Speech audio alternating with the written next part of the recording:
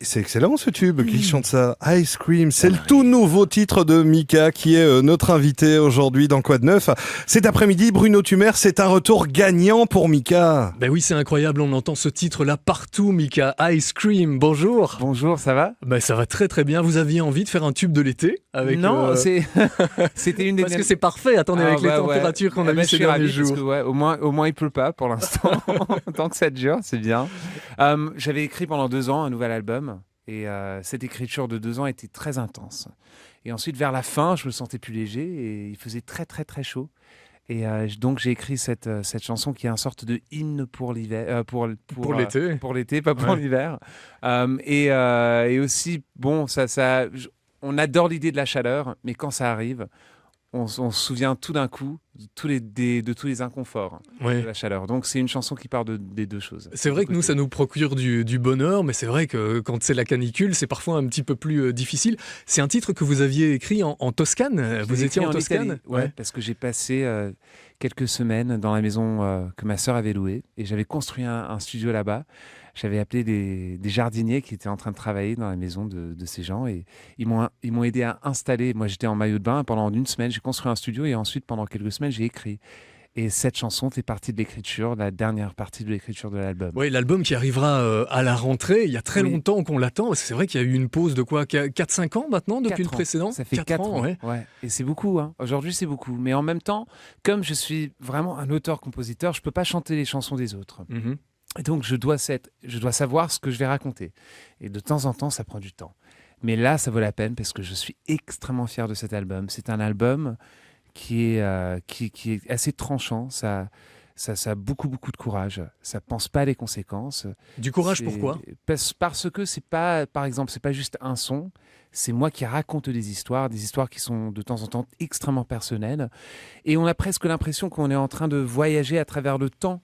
Parce qu'on entend quelque chose qui commence très très très très pur, un petit peu à la Johnny Mitchell, et ensuite un peu folk. Ouais, et ensuite on va bam dans quelque chose qui est plein de fantaisie, beaucoup plus Elton John et Queen, et ensuite on arrive à Ice Cream, qui est plutôt funk. Ouais, ce sont vos influences, ça, Elton John et Queen. C'est toutes les choses que j'aime, mais aussi parce que j'écris au piano. Et donc je me mets au piano. Le côté musicien. Ouais, c'est ça, et je vois des images dans ma tête. Et j'illustre les images que j'ai dans ma tête au piano, mais j'imagine tous les sons qu'il y a autour. Donc pour moi, c'est pas les disques et les chansons sont pas dirigés par un groove ou par un son. Ils sont dirigés par des images et par la mélodie et par les paroles. Il y a un côté charnel aussi, Mika, ouais, Ice Cream, parce qu'il y a presque un deuxième degré dans ce titre-là. Il y a presque un deuxième degré. Enfin bon, oui, il est assumé, il y a un deuxième degré. Ouais, c'est totalement assumé. Mais bon, non, mais je comprends ce que tu veux dire. Mais je trouve que ce côté charnel est assez important. Je trouve que la musique pop, en ce moment, on a oublié ce côté un peu plus sensuel, un peu plus charnel, un peu plus malin. Ça s'est un peu lissé avec les années. C'est vrai que c'était très sexué avant. Ouais, les Prince, Madonna, Michael Jackson. Le côté sexué des années 90 ou la fin des années 80, il reste quoi? Pas grand-chose. Donc c'est un ingrédient qui est extrêmement important dans la musique pop, dans la musique en général. Toutes les chansons qui ont été écrites depuis le temps, je sais pas, avant Scarlatti, avant Mozart, jusqu'à George Michael et Daft Punk, ils parlent de quoi la plupart? 95%. C'est quoi? D'amour. Le désir. Ouais. D'amour charnel souvent. Le désir. Le désir est la chose fondamentale. Eh ben, de temps en temps, il faut exprimer le désir sans trop être parano. Il y en a un qui avait très très bien compris ça, qu'il fallait écrire sur le désir, c'est Serge Gainsbourg. On va réentendre les sucettes, vous connaissez ce titre? Annie aime les sucettes à l'année. Ice Cream, c'est un peu les sucettes version 2019? Je sais pas, ça c'est un joli compliment. Bah oui, parce que attendez, l'écriture de Gainsbourg, c'était quand même incroyable. Non, mais Gainsbourg, franchement, c'est une référence énorme parce qu'il y a une sorte... je dis toujours que la poétrie de la chanson n'est pas une poétrie... poétrie, je suis en train de parler l'anglais. Poésie, ouais. La poésie. On avait traduit. Excusez-moi. La poésie dans la chanson est très différente que la poésie qu'on écrit ou qu'on met dans les livres. C'est un langage, pas vulgaire, mais quotidien. Et c'est la combinaison entre la mélodie, la métrique, le rythme de la phrase. Et donc, je trouve que Gainsbourg, il avait ce sens-là. Bob Dylan aussi. Ouais, il faisait même des paroles avec des mots qu'il cassait. Et il y a certaines syllabes de mots qui se retrouvaient à la phrase d'après. C'est que c'est pas juste Gainsbourg. C'est quand on regarde les lieds de Schubert, de Brahms et des choses comme ça. Il faisait la même chose. Il cassait les mots ou il terminait sans rimer, en cassant. Pour montrer que ça faisait mal ou qu'il n'y avait pas d'harmonie, des choses comme ça. Et je trouve que Gainsbourg, c'est une énorme référence. Vous parlez du côté charnel d'Ice Cream, Mika. C'est aussi pour ça que vous dansez, parce qu'on vous a vu beaucoup sur les plateaux télé déjà défendre ce titre-là. Il y a une chorégraphie absolument époustouflante sur ce titre. Vous avez même embarqué vos musiciens qui dansent avec vous. Il y a des musiciens maintenant qui sont en train de prendre des cours de danse. Il y a des vous les faites danseurs qui sont en train de prendre des cours de musique. Parce que j'ai vu que dans les années 90, il y avait cette considération. Aujourd'hui, moi, j'ai commencé mes concerts il y a 11 ans avec une considération énorme pour la partie visuelle. J'ai trouvé des designers qui sont maintenant les plus grands designers du monde, qui travaillent avec toutes les autres pop stars. Et ça vous plaît, ça, l'image, hein? Ça fait partie aussi intégrante de votre univers. J'ai investi beaucoup dans tout ça. En même temps, je me suis rendu compte que maintenant, tout le monde le fait. Et donc, les moments Instagram, les moments photos, ça définit presque toutes les tournées. C'est quoi la gimmick, c'est quoi la visuelle qu'on va mettre sur Instagram? Il y a quelque chose d'autre, à part la chose fondamentale, qui est la musique. Une autre sorte de considération, c'est le dialogue du mouvement et ce qu'on peut créer avec le mouvement. J'ai regardé des anciens concerts de Madonna et je me suis dit, on oublie tous les effets spéciaux, on oublie tout. On oublie même les costumes. C'est le mouvement qui reste, qui marque, c'est la musique et le mouvement, et les deux en même temps. De James Brown à Prince, à Sheila E., à Madonna, à George Michael, il y avait toujours cette considération de mouvement, et c'est sur cela que je vais baser toute ma nouvelle tournée, qui va avoir bien sûr un côté visuel énorme, mais cette idée-là du mouvement chorégraphié est très étudiée.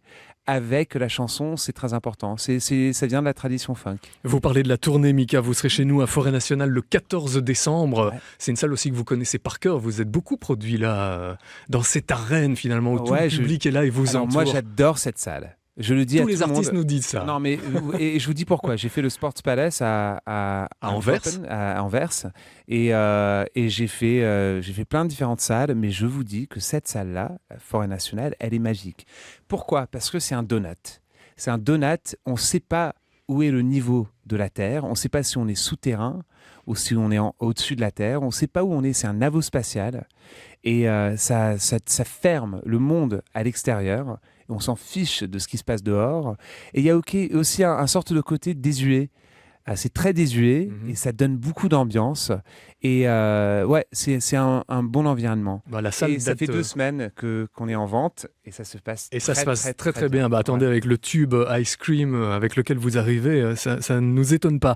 My name is Michael Holbrook. Ce sera le titre de l'album. Qui est ce Michael Holbrook? C'est moi. C'est vous? C'est mon nom légal. Ouais. Michael Holbrook Pennyman Jr.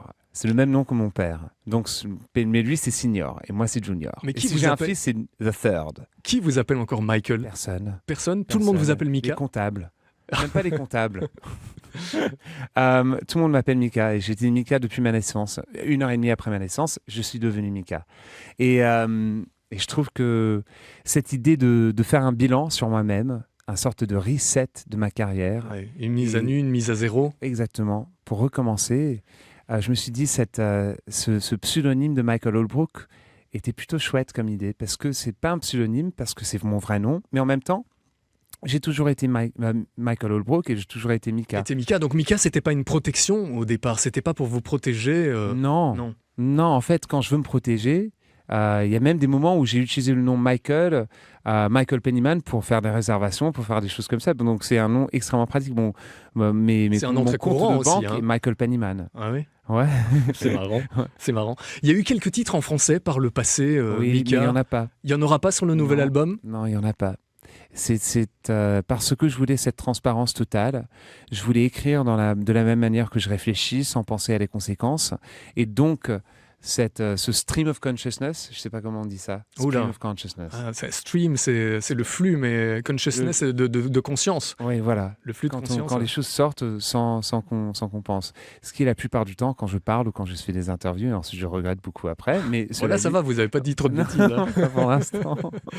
Il y a eu 2 ans de travail sur cet album, vous nous le disiez. Qu'est-ce que vous avez fait le reste du temps?